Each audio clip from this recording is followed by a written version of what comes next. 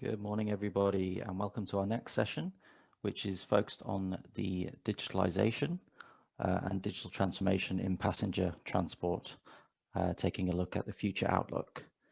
Now, before we jump into the discussion, I would just like to remind everybody that these panels are fully interactive, so please do submit your questions and comments. If you're viewing this on a browser, you'll be able to see the live discussion box right there to the right hand of the screen. And if you're viewing on mobile, just click on the live discussion button to have your say and put your questions to our panelists. Okay, great. So let's begin the session. I'm delighted to first of all introduce our moderator, who is Alex Burrows, the MD of Rail Alliance. A warm welcome to you, Alex. Thank you very much, and welcome to this panel on digitalisation and its potential future impact on passenger transport. I'm delighted to welcome this panel that I'll be moderating for the next hour or so.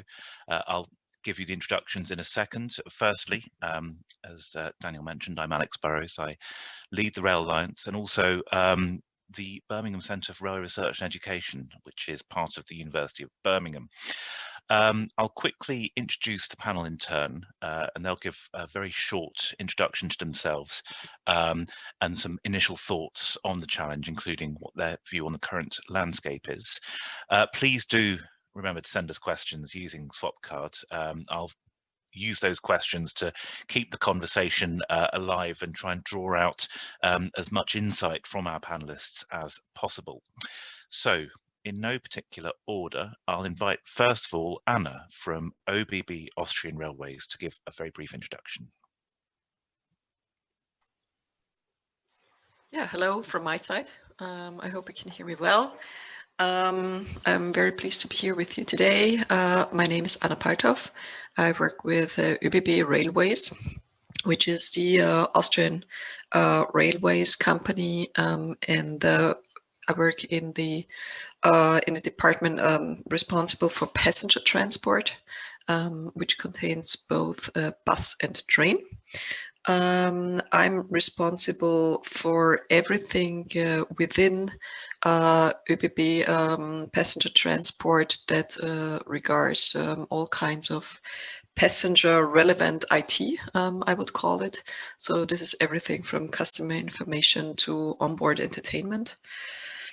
And why is digitization important for us at ÖBB? We both see a trend towards flexibilization in transportation. So there's a lot of on-demand transport. There's a sharing in means of transportation.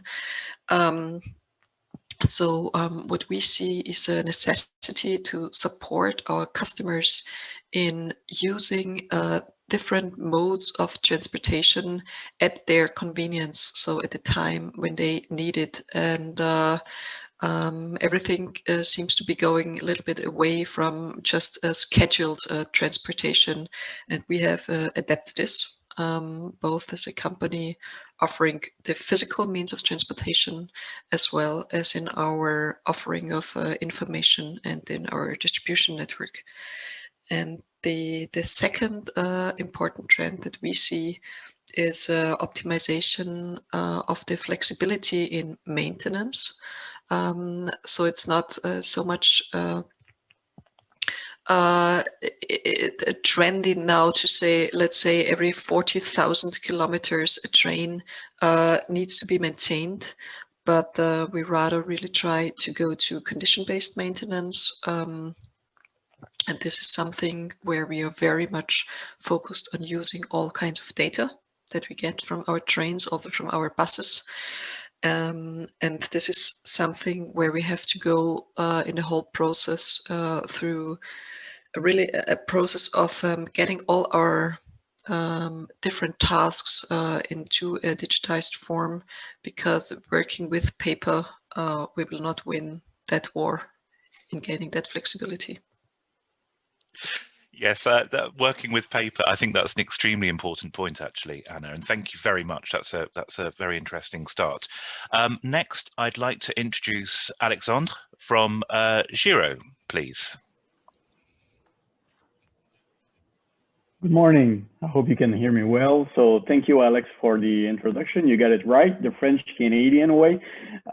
So my name is Alexandre Salah. I'm Director of Business Development at Giro, where I oversee our global rail strategy. A few words about Giro. We are based in Montreal, Canada, and we celebrated our 40th anniversary last year. Giro's software solutions support more than 300 multimodal public transport operations in 27 countries. And sorry, and among them, over 100 are passenger rail operators. These operators use our software platform to support their planning, timetabling, optimization, and operations management capabilities in an integrated way, including track allocation, train sets, maintenance, and workforce planning and operation. Since we invest 30% of our own resources into R&D, our solutions are always evolving to meet the operators' challenges, such as the challenges that Anna mentioned earlier. And even though we've seen in the last few years significant investments by the operators to digitalize the passenger side of the railway, we've also seen a growing need and growing pain, I would say, from some operators around the world to improve internally and adapt to a fast-changing landscape, especially with regards to planning and how to make the most of the available resources in a more flexible and more rapid pace way. So we strongly believe that for operators, by supporting them, bringing an integrated approach and holistic view of their operations, they can ultimately be more efficient and more flexible in the way that they deliver services to the passenger and integrate with other mobility operators. Thank you. And I think we should also give you some due recognition for the fact it's 5 o'clock in the morning, where you are. So thank you, and well done already for being coherent at that time. Brilliant. It's a pleasure to be here. Good. And I'd like to welcome our next panelist, who is Richard from Slovak Railways. Hello, everyone. It's my pleasure to be here with everyone else. My name is Ricard Quian. I'm from Železničná spoločnosť Slovensko, which is like a Slovak railway company. We are a national passenger carrier, and my role is purely IT, but I'm responsible it's stretching from implementations to operations, and everything from customer-based IT systems to like for the operations of trains, maintenance, and all the stuff, all the back office, and so on. And in the means of digitization or the transformation of I would say, passenger railways, I'm 4th year in the company, and I see a huge demand from our customers to be more flexible, more digital, and more agile. And we started, like, I would say, from top to bottom. So we started with our sales system, or for the booking system, or the sales of the tickets. And we introduced like new responsive websites and all the booking process, new apps, and so on. And now we are going further, deeper into the company, and we start to digitize our stuff that is in the trains. They have new devices, new apps, and we are looking also, as Anna mentioned, at the maintenance and the operations, and how we can optimize using new models, and how we can use the vast amount of our data, because as every, I would say, railway company, we have a lot of data, and also historically, but it's never been used in the way that it's used today. So we are trying to find patterns, connections, and the benefits that we can get from all this. So I would say today's world also helped a little bit, because also our employees I think Anna is very close to our country, so she knows. Everyone is using paper, and especially railways, which is very rigid and old industry. And now our employees are demanding new apps, new processes. They don't want to use the paper, and they want to be, I would say, more flexible and don't spend time for non-productive work. So it's coming from all the ways, from the customers, from the company, from managers, from employees. So I'm really happy to be part of this, because what we saw in airlines, I would say 10 to 15 years ago, it's really happening at the railways, and it's, I think, a big boom right now. That's an interesting perspective. Now I can see we're already starting to agree, and also to coalesce into particular areas of agreement. So I shall try and draw out some not necessarily disagreement, but some points for debate, as well as identifying these core areas of agreement, which is good, which is excellent. But we have one more panelist to introduce, and that's Justin from UP3. So Justin. Thanks, Alex. Hi, everyone, and thank you for allowing me to participate in the panel session. So I'm Justin Loftus, Technical Director at UP3. We're a company that specialises in building products and solutions on the ServiceNow platform, with a focus on transport, but in particular the rail sector. Over the last 4 years, we've worked with a number of UK-related rail companies, really focusing on digitising their workflows and manual processes. So a lot of the paper-based processes that Anna and Richard referred to, we've been working with organisations to help kind of digitise those processes. And we've done things like customer case management, delay repay automation, fraud detection.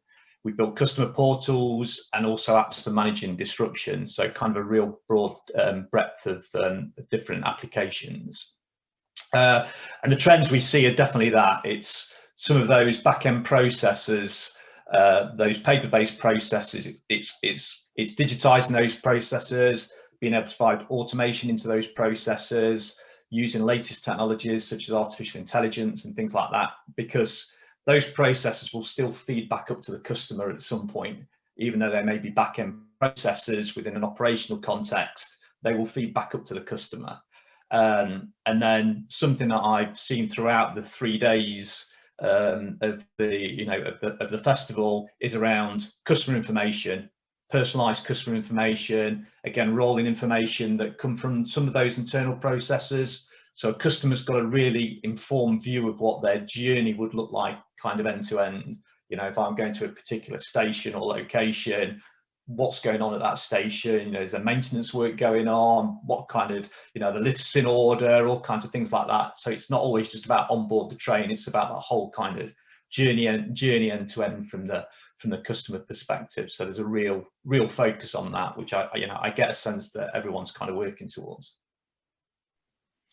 Thank you. So that's our 4 panelists. I'm going to start off by sending a question to Anna and Alexander first, and I think because we've got 2 operators and 2 technology providers, I think we've got a very neat balance here in terms of those perspectives. And just also to put some context, I read a quote which I'm going to have to paraphrase because I can't remember it exactly. It was on Twitter about an hour ago from the European Transport Days, and it was from DG Holloway, who talked about digitalization as being the glue that brings together new technologies, new opportunities, and integrates passenger opportunities across transport modes. And I thought that was a really interesting perspective, really, if we frame digitalization as glue. Anna first, and then Alexandre. What do you see as being the key role for digitalization from a customer experience perspective? I like the idea of a glue because that pretty much matches what we discussed recently within ÖBB.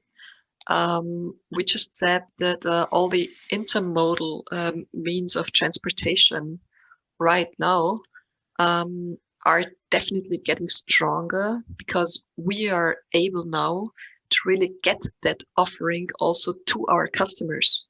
So in the past, you could only give a call to some call center saying, I need that on-demand bus in 20 minutes to get me to my doctor. And now you can just have a look in your app or on a website. There you see what's available. You see if the bus will pass by your house in the next couple of minutes, or you can just put order, and this can be forwarded to a provider, so you don't have to give the next one a call and say, hey, there's somebody waiting for you.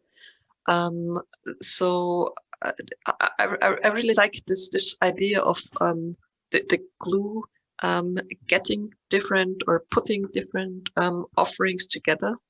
And I think that digitization in that process is as relevant as the physical transportation is on the road. So both together, they're both necessary to make it work. Alexandre?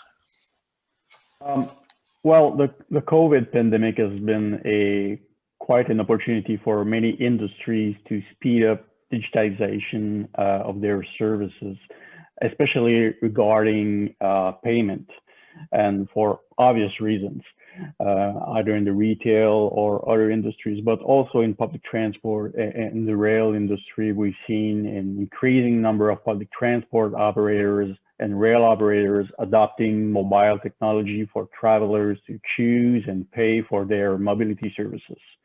It's all great to be customer first, but it puts a great pressure at the operators. And it doesn't solve necessarily a core industry challenge, which is providing the proper types and quality of services in a more integrated manner. Unfortunately, today in most cities and regions around the world, mobility services are still planned and operated in silos. They might be integrated at the ticketing or the payment layer, which is great.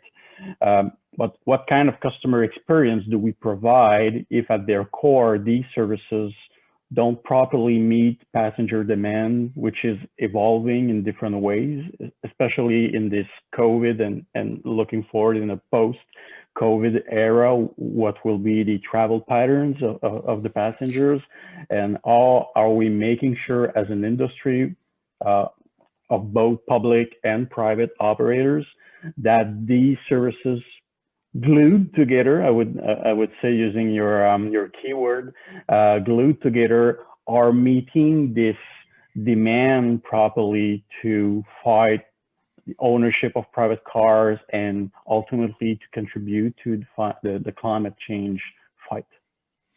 I think that's a really good big strategic challenge to put, and I'm struck by the difference in general theme, the optimism of the operator of the opportunities from digital, with the, I wouldn't say pessimism, but the realism of we are only a very short way along the process of digitalization. Perhaps I hope that's a fair summary. Is that a fair summary? Well, I would say digitalizing. Sorry, the pattern. That's a tough one at 5 a.m. in the morning. But I would say improving or modernizing at the passenger level is important, is key, but that's only the tip of the iceberg. Okay. Because in the back end, operators and mobility service providers, they also need to make sure they keep up the pace so that they can provide and produce these services in a more efficient way and integrated way, so that it meets the passenger demand. So let me bring in Richard and Justin now. So I'll develop this point for you two to perhaps reflect on back to us. The point is digitalization is a glue, and it's important, and I think we all recognize that. We're also only a certain way along the process in that regard. Is digitalization a panacea? Is it a glue that brings together and integrates, and as such brings a lot more opportunities to the passenger, and also how much opportunity can we realistically get out of it in the near term in particular? Yeah, I'm sure that it's a glue, and also I think it's like an enabler, because it enables to evolve for the company, because the passengers, they demand more and more, like for example, information, and that is very crucial in digitized world, because you are used to your phone where you have like weather, news, I don't know, information from your friends, and you have it in one place. And that's the same thing that they want in passenger travel. They want to know when the train or the bus arrives, when it leaves, what's the occupancy, how many seats were sold.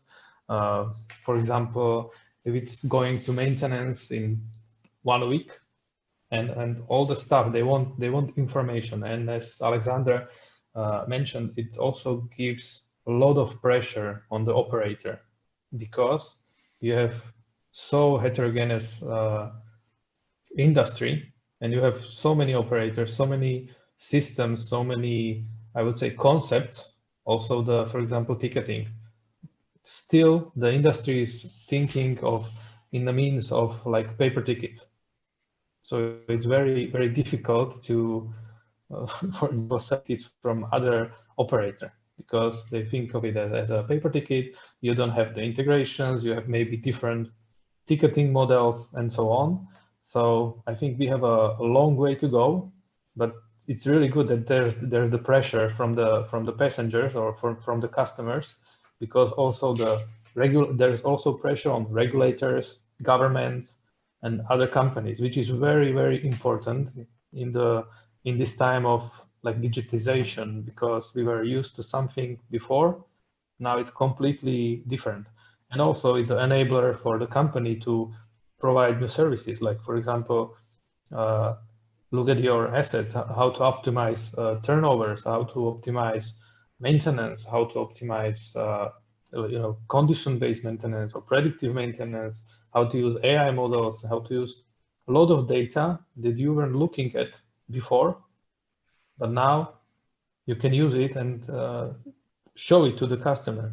We don't want to hide anything, and this is something that is also very demanding from like today's people, or from today's world. They want transparency. So that's why there's the pressure, because as you know, we all have legacy systems, old systems, usually 20, 30 years old. And now we have to change it in, I would say, half a year, 2 years. It's not possible. So we are trying to find more creative ways and how to show the customers that we are not so old and we can bring you the new information. So usually we start with the apps or like digital tickets, which looks very simple, but basically in our companies it takes sometimes months and years, because you are really, really trying to connect too many different systems and too many different operators. And yes, they want the interconnected, intermodal, information-based, simple app where I click from one place to another and I see whether how many passengers are on the train or the bus, if it's going for a maintenance or it was on the maintenance. So I think we have a long way to go, but as I see on this panel, I think everyone is focused in the right way. Excellent. And Justin? Yeah, I completely agree in both what Alexander said and Richard. Yeah, customers are used to a certain consumer experience. It's with the advent of kind of latest technologies and places like Amazon and things like that, that consumer experience just becomes like a de facto standard that they expect. So being able to see the real-time information, the history of what they're planning to do, what they've done before, any kind of interaction they've had with an operator, including what the current day looks like, that's going to be the kind of minimum standard that people expect, so that again they can make informed decisions about what their day is going to look like, You know, so if I'm going to get on a certain train, again, it's things like occupancy rates, but it's also, you know, is there catering available? Has it, you know, is it not there anymore? Is there, you know, is there a toilet that might be out of action or anything like that? All that information now needs to be up to the customer, because that's the bit that allows them to make informed decisions about what their, and also set some expectation of what their travel experience is going to be. We all know if we knew about something beforehand, then we make a conscious decision to still take that journey or travel in that certain way. Where if I'm kind of pre-armed with some information that will say, actually there's works going on the car park outside this particular station, I know full well I'm already looking and planning to use a different car park or something like that. But if I actually get to the station and find out that it's shut, then I'm having a different experience right from the beginning. And I think it's a way of pushing all this information back up to the customer. I think this is where also Alexander's right. It's you don't want the swan effect. You can have a nice looking portal, a nice user interface, very pleasant to look at, but fundamentally there's a whole load of back-end operations that are managing that whole infrastructure, those services, that also need to have that same level of capability. You know, their processes need to be as optimal as possible as well. Otherwise, that just doesn't feed back up to the customer. And you don't want the swan effect, where the mobile app is the swan going along the water, but underneath the operational people are paddling like hell to try and keep things up and working. You know, so that's the bit where it all needs to join together. And the bit around the data, having kind of been involved for, and say, the last 3 or 4 years, seeing the amount of data, there is tons of data. Operators have absolutely a humongous amount of data on all kinds of things, but it just seems so disparate. It's a way of kind of looking back, stepping back and saying, well, how can we make sense of this data so that we're pulling out the real key bits that we can, again, push back up to the customer so that they're kind of fully informed of what's going on. So the whole process really needs to, it is a top and bottom process where that digitalization will make a real difference. That's a really interesting way of putting it, of seeing it from both sides. And I'd like to come back to Anna from an operator perspective, because fundamentally, I think we're all saying that digitalization is good in principle, but how important is it really? And how important is it compared to other aspects of your day-to-day operating business of serving Austrian railway passengers?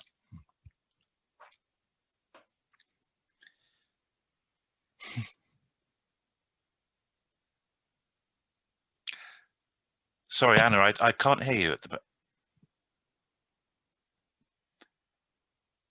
I still can't hear. I don't know if it's a problem with me or your system, but I think we can hear you now. Is it better now? Yes, it is. Thank you. Okay. The usual take the thing in and these things happen. No matter. Yeah. So how important is digitalization really? Yeah, it's definitely very important, because on the one hand, if we miss out on digitizing our processes, then we miss out on one big opportunity to cut costs. And if we don't cut costs, then there will others be coming into the market. Mm-hmm. Because yes, we are mostly paid by our tax payers, but this will not work endlessly. That's the one thing. And the other thing is, on the one hand, we have the physical transportation, and there we have the cost topic. On the other hand, we are also facing and servicing our customers.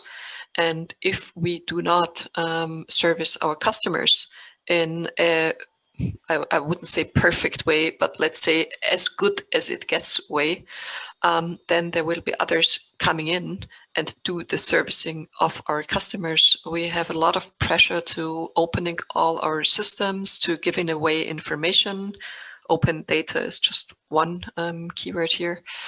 And if it's obvious that we are not at the edge of technology to really give in our customers perfect services on the information and distribution side, then we will lose that battle and just give way to all others waiting in the market to come in and getting the interface to our customers. So is it a case then of might we say digitalization is going to be of greater impact or importance to an operator in terms of the operations they put on and how they run those operations, rather than as a delivering an improved customer experience, a directly improved customer experience with digital technology, if you see my distinction? I would say that both areas are very important. I wouldn't weigh one over the other. Richard, would you have a view on that? Is there going to be a greater impact for your operating business than perhaps it might be for the customer's experience of riding a train? I think it's equal, because you have to deliver for. I would say I'm on the edge in the company, because I serve external customers in the means of like customer experience or the sales up and ticketing and so on. And on the other hand, I serve for the internal clients or the clients, like operation, maintenance, accounting, HR, and all this stuff. And we have to be like equal good on both sides. And one side is fueling the other side, because when customer, for example, like the end customer demands something, it usually hits also your processes and operations inside the company. You have to change how you work. You cannot, for example, if you want information about delay, you cannot use paper. It won't work, because I want to come back to Justin and Alexander before. The people are now deciding like now, because you have a lot of remote work, home office. The pandemic brought this into our world like a new normal thing for everyone, almost, not the field workers. You have to be physical there. But for example, me, I'm deciding in the morning I will go to work at 9 or at 10 or 11 based on the traffic, because I can work from home, and it's nothing unusual now.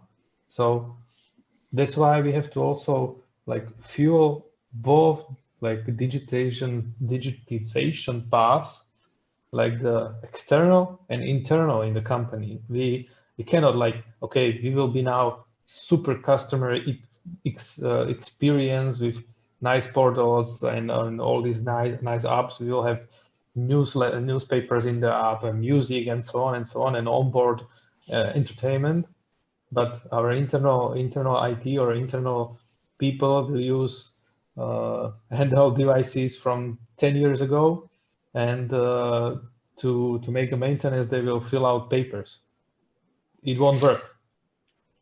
So okay. It's really difficult. It's really difficult, and because the industry or the passenger railway has great momentum, you have a lot of people from the past, but it's coming together. And I think still the companies don't realize how the digitization of internal processes or the back end or the back office that no one outside sees is very important. But when we are talking about some innovation or new process, and no one talks about IT, we talk about processes, it always comes back to some IT system or some data, or also the data is now IT system. So that's how I see it. So I couldn't get a debate going on that subject between Austrian and Slovak railways. So let me try another tack. Alexander, I think Richard raised really interesting points there actually around the industry perhaps is behind the customer when it comes to understanding the opportunity that technology can bring. And to your mind, where are the biggest opportunities? Where are the biggest gains? What can digital technology deliver? And I'd like you in particular to pick off, let's see if we can get some debate going by picking off different modes of transport who are more in tune with technological opportunities.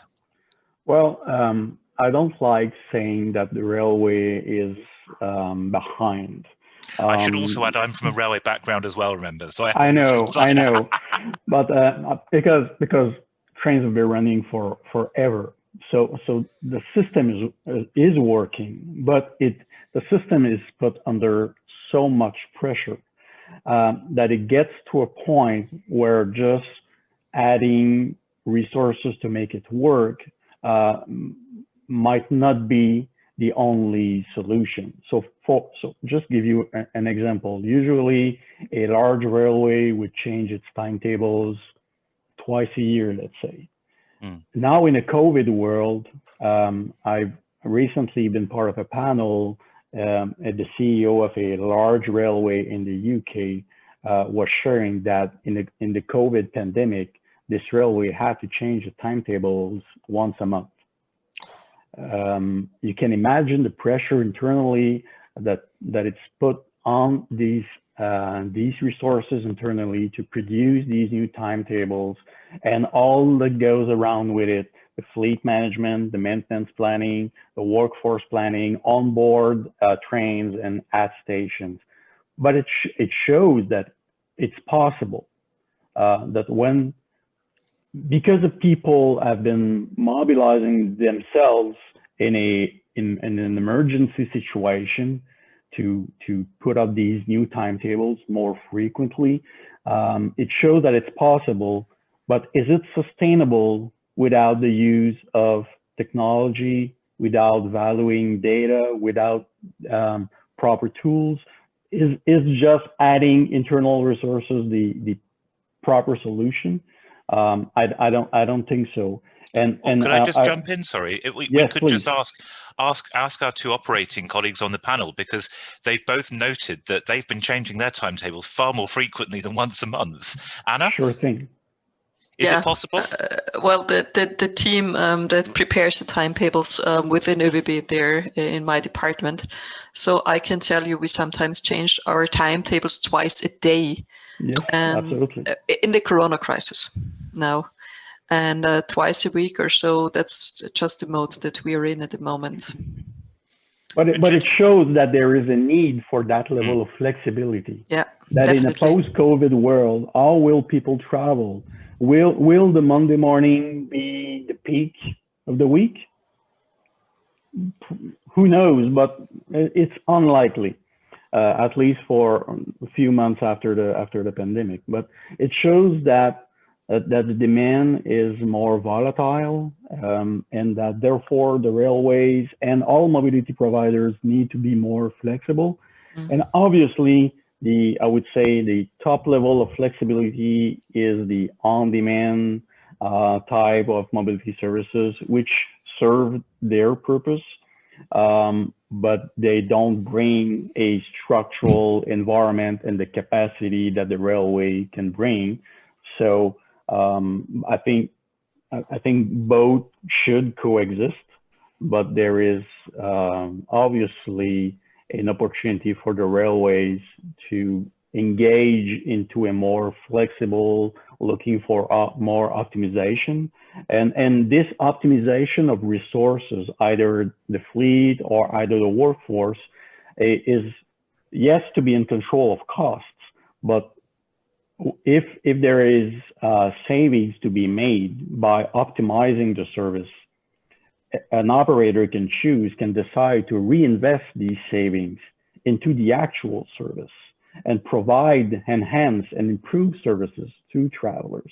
That's up to the operator's decision, not to cut budgets, but to reinvest into more attractive services. But it needs to be made into an industrial process and with proper technology. And at this point, Justin, can I bring you in from a technology side? Let's see if we can continue this. Start to get the debate. Do you work with multiple modes of transport, and if so, is there a varying speed of understanding and adoption of technologies, and what they can provide to operators? I think the current context is particularly instructive in terms of requiring that flexibility, that ability to adjust to circumstances that are rapidly changing? Yeah, I mean, predominantly we're focused on the rail sector, but I think certainly hearing those things, the challenge will be is that customer expectation of the fact that they know the operators can make these changes, and they know they can make those changes quickly and adapt to these the times that we're in. So I think the challenge will be that will start to become a normal expectation. So hopefully when the COVID situation goes away, but that expectation will still remain, that customers know that operators can adapt. So they won't accept, okay, these are the services and we have to live with this timetable for 6 months.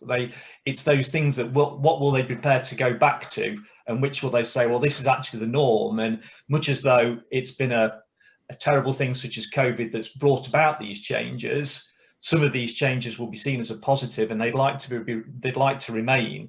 And again, it's kind of right. Well, now this is the new operating norm for these companies, and therefore what they thought were unprecedented times, and they've had to gear up to deal with those times, and say make process changes and things like that they might have thought were fairly short term. They're actually going to have to be for a lot longer term, and those processes need to stick, and they need to be part of it, embedded in the way that they operate and function. So I do think that there will be some changes that are longer lasting, and again the need to be flexible will will just become part of the day-to-day routine. That's a really interesting point. And actually, just a reminder to the audience, please do keep firing your questions in using the swap card. Are we essentially saying that digitalization is perhaps far more important now that we have this obviously unexpected and world crisis around COVID? Is digitalization going to be the key enabler for public transport especially to come back and to be able to respond to this new environment? Justin, is that what you're saying? Yeah. So the bits where these things are going to be part of the norm, and the digitalization has got to be absolutely supporting that. And going back to some of the other questions you've asked around the bit around the customer experience and the kind of operational capabilities, I think they do go hand in hand. The whole technology side is such an enabler to make that customer experience, because customer experience is also it covers so many different aspects and so many different. It's not just about the videos that you watch on board or the Wi-Fi connectivity you have or anything like that. It covers such a wide range of things, and I think people people have got this expectation now that companies can adapt. Companies have been able to have a raised awareness of what customer experience and customer relationship management is like. So the fact that companies have tried to get closer to their customers, all that kind of is all baked into the fact that it's got to be supported by digitalization of paper processes, manual processes, taking inefficiencies out of existing things, and constantly looking at innovation. Not standing still, not just accepting, right, we've done this previously. You deploy a new system and you expect that system to be there for a number of years and get that return on investment, and now you can't do that. You have to keep, right, we've gone live with this new initiative or whatever that may be, but how are we constantly looking back and seeing, is that delivering the value? Where do we have to make tweaks to that? Where do we have to improve it? Where do we potentially have to fail fast? Which again is not something that's kind of synonymous with the rail industry, but they're the kind of things that other other sectors have got to grips with. We need to start experimenting with these ideas and putting these things out, because it's important that one, customers see that we are trying to innovate, and we're trying to kind of we're trying to listen to them and give them the experience that they want. But also we're quick to learn when things don't go right, and have a change of tack. I think that's important as well. Okay. Anna, are we learning, is digitalization helping us to know customers better and what their priorities are? And in this particular context, are they particularly benefiting because we have more digital tools to help us with that understanding?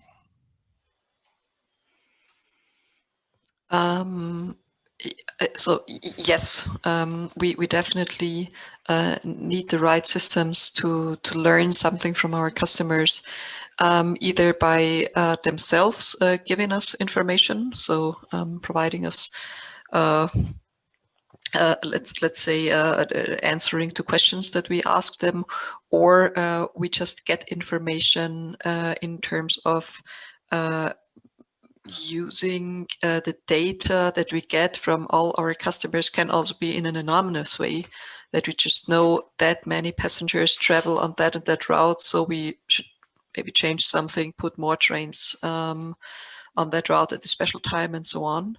So definitely they have an advantage of us having the right technology in place. And also in terms of getting the right offers from us, we're just now diving more into CRM topics. So doing customer segmentation and not sending out all our marketing newsletters to anybody on a completely holistic basis, but just really saying, okay, this person is in that group, so we send them that information.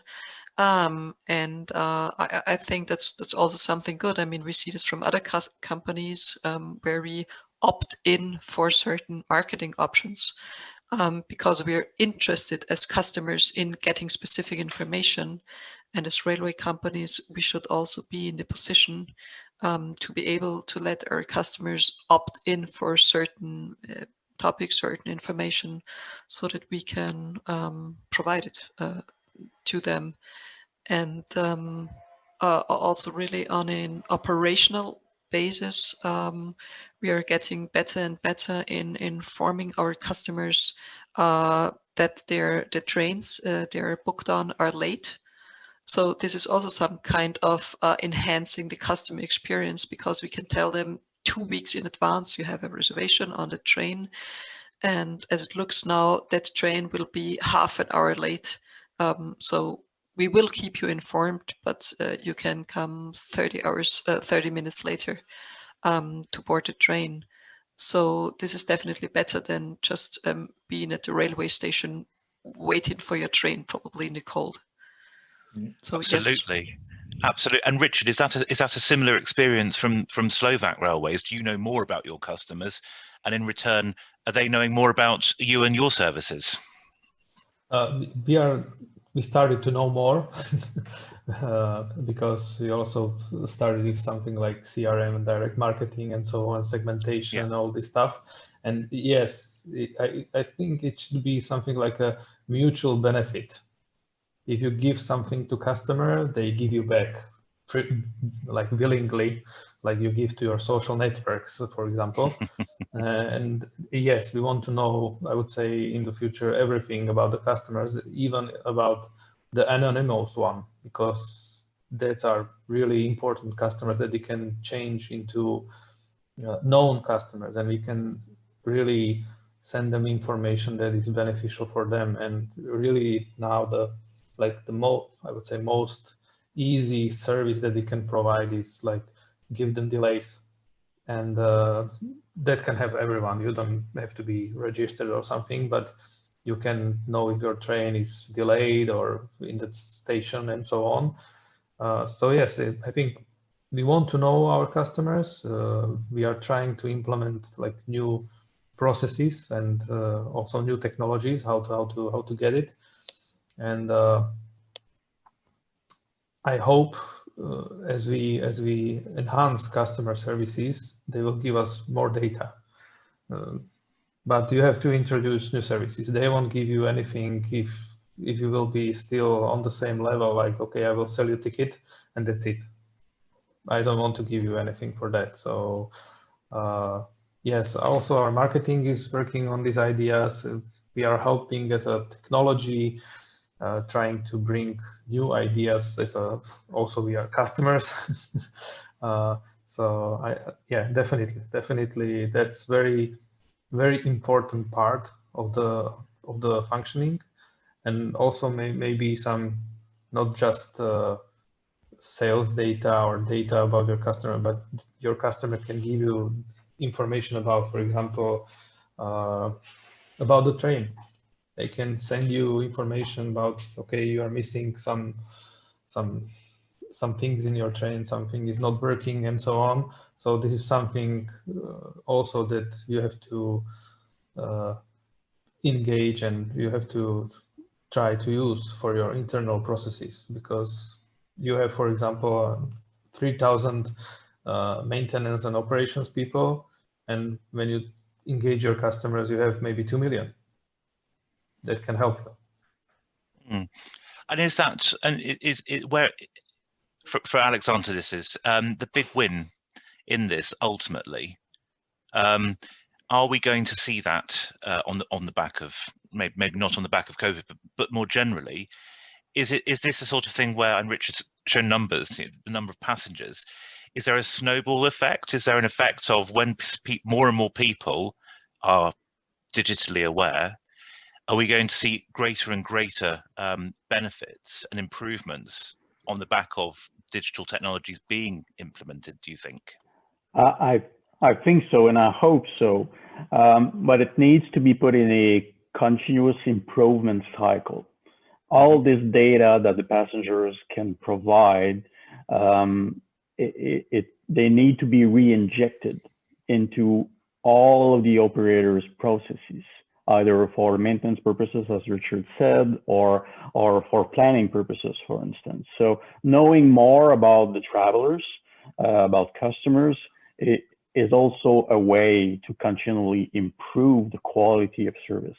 But from our perspective, it needs to be structured in a more robust way, in a more industrial way, because the amount of data, because the number of criteria and complexity layers to process, it needs to be put into proper structure, proper tools.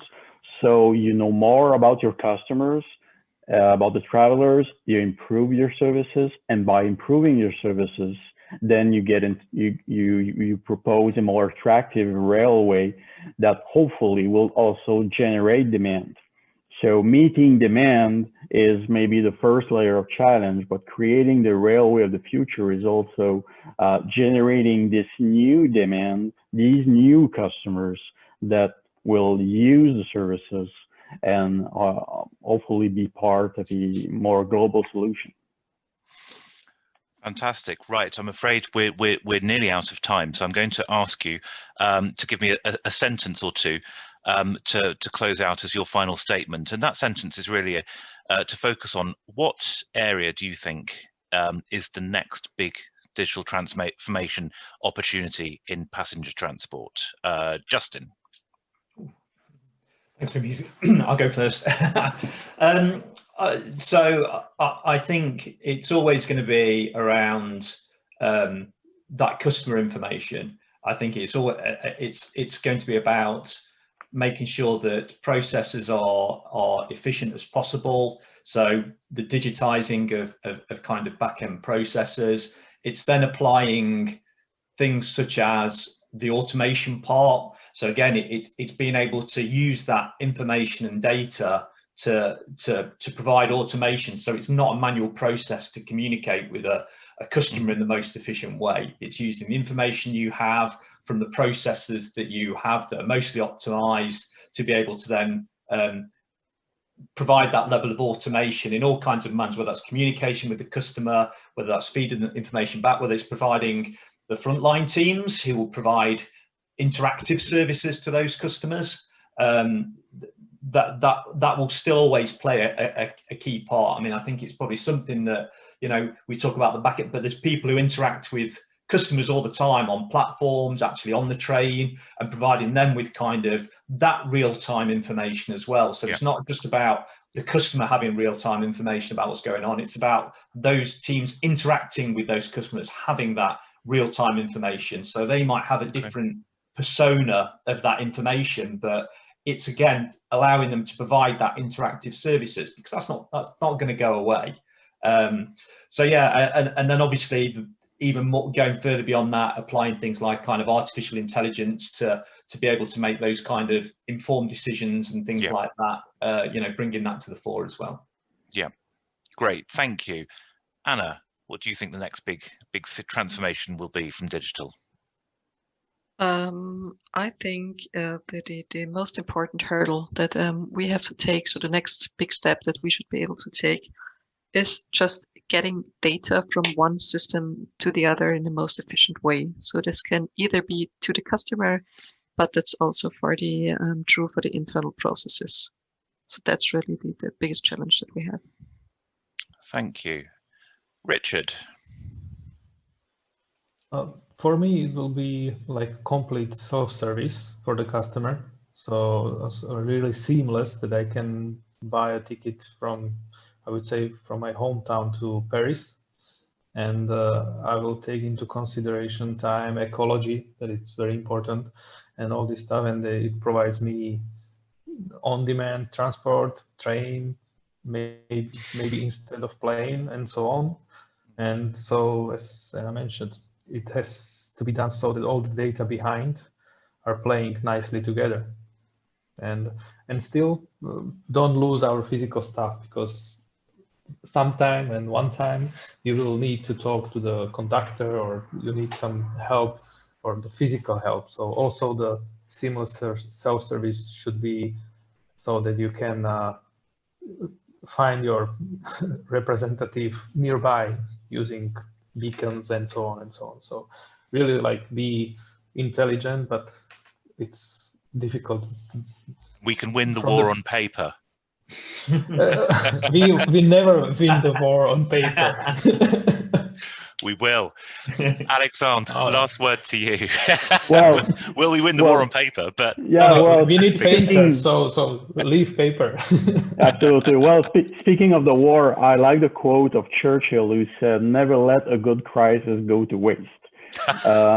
So hopefully, and well, unfortunately, we're having this quite, well, very tough times with regard to the pandemic, but hopefully it will trigger initiatives within the industry to modernize, to look towards more flexible, more enhanced services, to control the use of resources, to provide enhanced services to travelers using, well, modern technologies such as AI, and valuing the data that operators have, always aiming for quality of services, controlling costs, and keeping the strong position of rail within the industry as the backbone. That's the ultimate goal.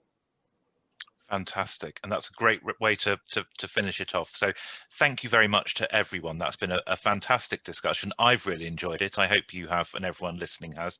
And that closes this panel on digitalization. Thank you. Thank you very much. Thank you. Thank you.